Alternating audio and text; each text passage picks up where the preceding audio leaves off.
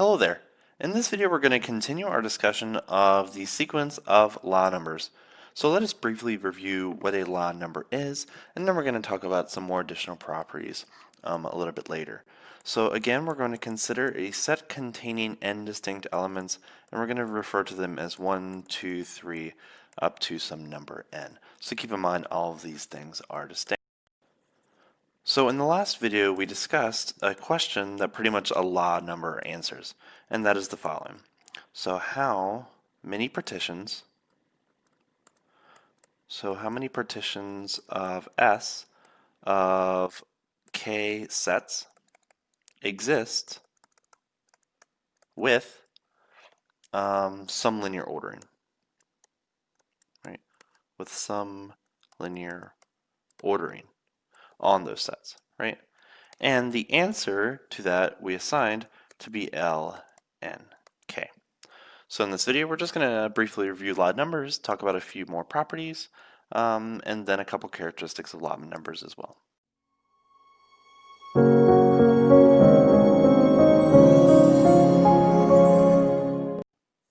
All right, so let's just briefly review how to calculate law numbers so we sort of get an idea of where to begin. So we're going to consider the case when n is equal to 3, and then we're going to calculate L31, L32, and L33. Right, L32 and L33. So for the case where k is equal to 1, so what we want to do is we want to break this set up into sets of size. Well, we want to break this up into one subset, right? So let's assume we have 3 objects and we want to break that up into one subset. So clearly the set 1, 2, 3 with that linear ordering that 1 is less than 2, less than 3 is a possible breakup. The set 1, 3, 2 is also another possible breakup.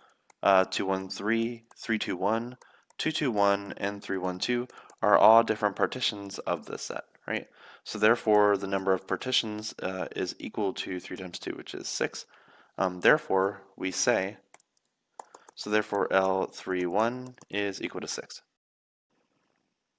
So similarly, let us consider the case where k is equal to 2, and let's consider all the possible partitions that has 2 sets within that partition.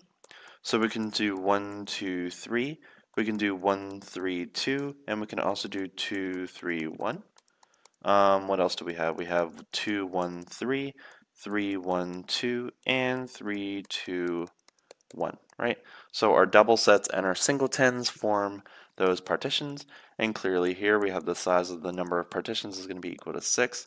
That means L32 is going to be equal to 6 as well. Also, the interesting case, k is equal to 3. So we want to break up this original set of size 3 into 3 sets with some unique ordering. So as we discussed previously, the only way to do it is a set of 3 singletons.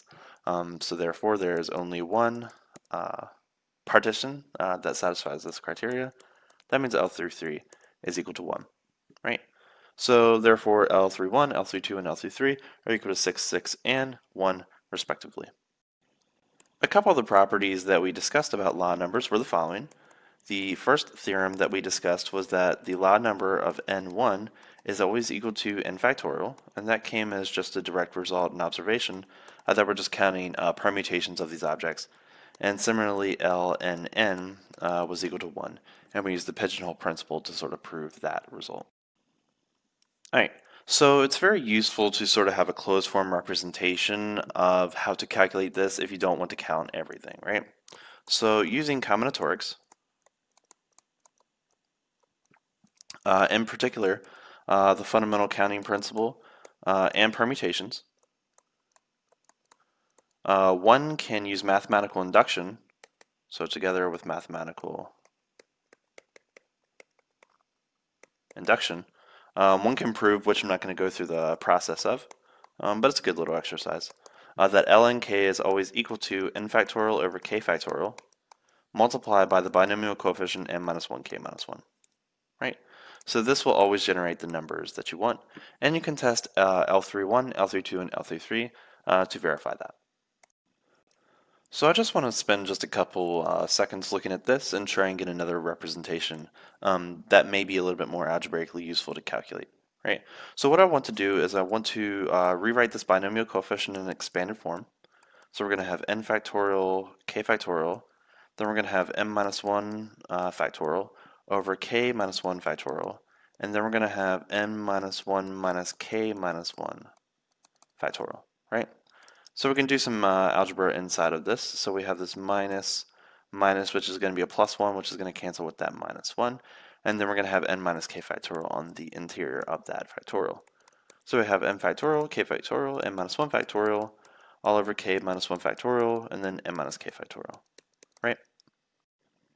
So the next thing I want to do is I'm going to multiply top and bottom of this by n. I'm going to multiply top and bottom of this by k, right? So the only reason I want to introduce n on the top is to make this to be n factorial, and the only reason I want to introduce k on the bottom is so I can have this to be k factorial, right? So that's going to give us what? So then we're going to have n factorial over k factorial times, again, n factorial over k factorial. But we have this k on the top, we have this n on the bottom, and then we have this n minus k factorial term on the bottom. So we can clearly combine like terms here, and then we're going to have that the law number nk is equal to n factorial over k factorial, the quantity squared, times k divided by n times n minus k factorial. And sometimes this is a little bit useful to work with if you don't have a calculator that calculates binomial coefficients automatically, right? So as an exercise, you can verify that ln1 is equal to n factorial, and you can also verify easily that ln n is equal to 1, right? Assuming that n is a natural number, right? So this is easily provable as a direct result. Now, one interesting region for which law numbers sort of pop up is related to the derivatives of a particular function that is used to model a couple scenarios which we won't get into. And that is the function f of x is equal to e to the power 1 divided by x. So what I want to do is I'm going to calculate the a general form for the nth derivative. So that's going to be my goal. And my claim is going to be that the law numbers are going to represent the coefficients of part of this expansion, right? So let's start off with the first derivative of this expression. So this is going to be equal to the derivative of e to the power 1 over x. So I'm going to use a simple chain rule. So the derivative of exponentials is just that exponential times the derivative of 1 over x, which we know is negative 1 over x squared. So what I want to do is I'm going to bring this negative outside because we know that that rational expression is going to bring a negative out each time, right? So it's going to go positive, negative, positive, negative, positive, negative, and so on. So that's going to give us what? So we're going to have negative 1 times e to the power 1 over x times 1 over x squared. And I'm going to write times 1 here, and you'll see why in just a moment, right? So f prime of x is equal to this expression. Now I'm going to do it again, so I'm going to be looking for the second derivative of this, which we can find simply by considering the derivative of e to the power negative 1 over x times x to the minus 2, right? I'm going to factor this negative out so I don't have to deal with it. And then I'm going to use a product rule on e to the 1 over x and x to the minus 2. So we're going to have the first times the derivative of the second plus the second times the derivative of the first, which is e to the 1 over x times negative 1 over x squared, right? All right, so the next thing I want to do is I'm going to factor out an e to the 1 over x, and I'm also going to factor out a negative sign out of both of these terms, right? So both of these terms are going to be positive. So that's going to give me negative 1 to the power of 2, e to the 1 over x, and then what do we have on the inside? So I can actually factor out a, let's see what we have here. Let's leave it for now. So we're going to have 2 divided by x cubed, and then we're going to have plus, let's see here, 1 over x squared, right? And then I can factor out a 1 over x squared out of this term, so we're going to have negative 1 squared e to the 1 over x times 1 over x squared times, let's see, actually this is x to the fourth, right? So I can actually factor out an x cubed, and then I'm going to have 2 plus 1 over x, right? Because I overlooked those two terms, right? Okay, so what I can do is I can multiply, let's see. So what I can do is I can introduce an x over x term, right? Because if I do that, then I can get rid of this rational expression here, and that is most of the time beneficial. So if I do that, then I'm going to have negative 1 squared times e to the 1 over x, and then we're going to have 1 over x to the power of 4, right? Because for the first derivative, we had 1 over x squared, so maybe we can build a pattern there. And then we're going to have 2x plus 1 here, right? So this is the second derivative of our function of interest. All right, so now let's take a look at the third derivative, and you can try this on your own if you want to. So the third derivative of x is going to be equal to what?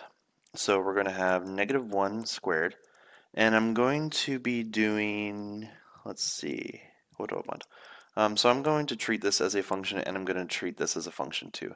So I'm going to use a quotient rule and a chain rule combination here, right? So I'm going to have the first times the derivative of the second. So the second I'm going to use a quotient rule. So the bottom times the derivative of the top minus the top times the derivative of the bottom all over the bottom squared. All right, then the next part of the product. So we're going to have 2x plus 1 all over x to the fourth times e to the 1 over x times 1 over x squared negative. Right? So that is our third derivative. So let's spend a moment and clean the numerator of this function up just a tad bit. So what do we have? We have negative 1 squared. And let's just factor out our e to the 1 over x because we clearly see that in both of these expressions. So we're going to have e to the 1 over x.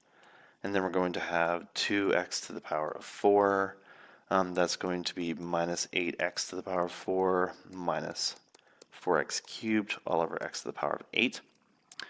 And over here we have, let's see, minus 2x minus 1 all over x to the power of 6. And what I can do is I can multiply. Let's switch that back to a plus. Right, can we do that? Yeah. And then we can multiply top and bottom of this by x squared to get a common denominator, which we're going to need eventually anyway.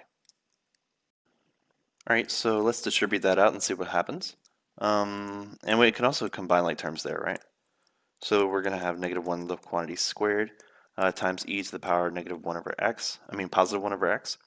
That's going to be minus 6 to the power of 4 minus 4x cubed minus 2x cubed minus x squared all over x to the power of 8. Notice all of these coefficients here are negative, so I can factor out a negative 1 here, right, which is good. So we have f triple x is going to be equal to negative 1 to the power of 3 e to the 1 over x, and then we're going to have 1 over x to the power of 8, and then we can combine like terms as well with these cubes. So that's going to give us 6x to the power of 4 plus 6x to the power of 3, and then plus x to the power of 2. So I can factor out an x squared out of everything, and then we're going to have the following expression. So f triple prime of x is going to be equal to negative 1 cubed e to the power of 1 over x, and then we're going to have 1 over x to the power of 6 multiplied by 6x squared plus 6x plus 1, right? Now these coefficients here, 6, 6, and 1, should look extremely familiar. In particular, this is going to be L3, 1, this is L3, 2, and this is L3, 3. And if we go back and take a look at the other derivatives, f double prime and f single prime, we had negative 1 the quantity squared, e to the 1 over x, 1 over x to the power of 4 times 2x plus 1, and negative 1 to the power of 1, e to the 1 over x, 1 over x to the quantity squared times 1. So one can find, again, that this is L2, 1, this is L2, 2, and this here, of course, is L1, 1, right? And that's an interesting observation. So we need to sort of generalize this and then prove that I'm using mathematical induction, right? So one can find that if f of x is equal to e to the 1 over x, then the nth derivative of f is going to be equal to negative 1 to the power n, that's obvious, then e to the power 1 over x, and then we have multiples of 2, so we're going to have 1 over x to the power of 2m in that term, and then we're going to have a polynomial with some coefficients that are law numbers, right? So we're going to have the sum from k is equal to 0 to what power? So notice that for the third derivative we have a degree 2, so we're going to go from 0 up to the power of n minus 1, and then we're going to have ln n minus k, right? Because we have 3, 1, 3, 2, 3, 3, and so on, and then we have x to the n minus k plus 1. So we've already tested that the initial case hold. Therefore, for the mathematical induction step, we're going to assume this and show that it's true for the nth plus 1 case, right?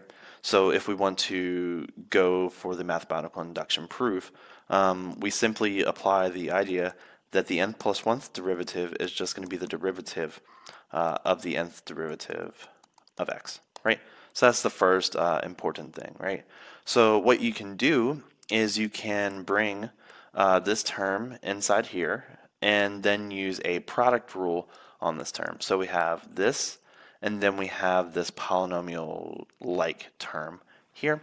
And then, well, it's actually like a quotient rule, rather, because we know that the bottom has a higher degree than this polynomial term here. So once we have all those terms, you're going to realize that this law number is going to have some combinatorial pattern with that identity that I introduced just a little bit earlier. But again, I'm not going to go through the proof here. You can definitely go through that exercise. It's a fun little exercise if you're still relatively new with factorial expressions. But that is just some basic applications and just a quick review of the law numbers and one of the instances for which they come up in differential calculus.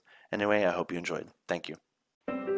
As always, if you enjoyed, please like this video, consider leaving a comment, and if you enjoy the channel content, please subscribe. We publish several new topics every single week. Thank you.